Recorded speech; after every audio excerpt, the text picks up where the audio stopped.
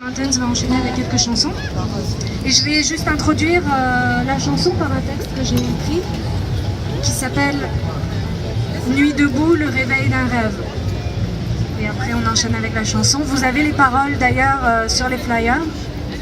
Donc vous pouvez chanter, n'hésitez pas, la chanson est inspirée de Jacques Brel et le groupe c'est les Black Mountains. Moi je m'appelle Sarah Roubato.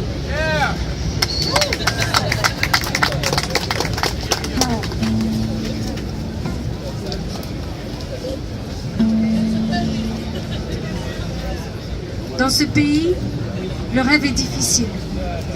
Je ne parle pas du rêve qui se chante derrière un slogan et s'éteint une fois rentré chez soi, une fois le produit passé. Je parle d'un rêve qui s'implante dans le réel.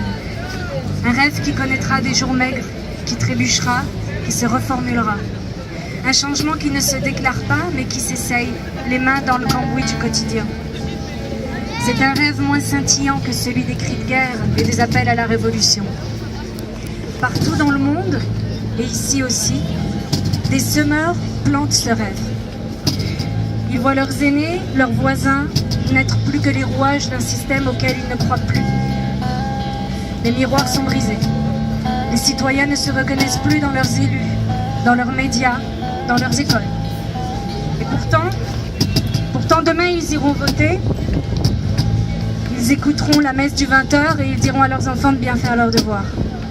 Il sera toujours plus facile de changer une loi que de changer une habitude, une peur ou une indifférence.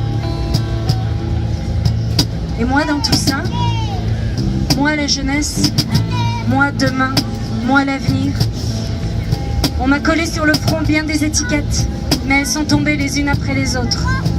Génération Y, précaire, chômeur, stagiaire, issu de l'immigration. Pourtant, c'est loin de ces catégories que se retrouvent les gens qui font partie de ma génération.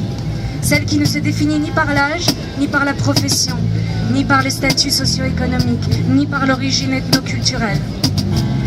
Ils ont 9 ans, 25 ans, 75 ans. Ils habitent à Paris ou dans une bergerie dans les montagnes.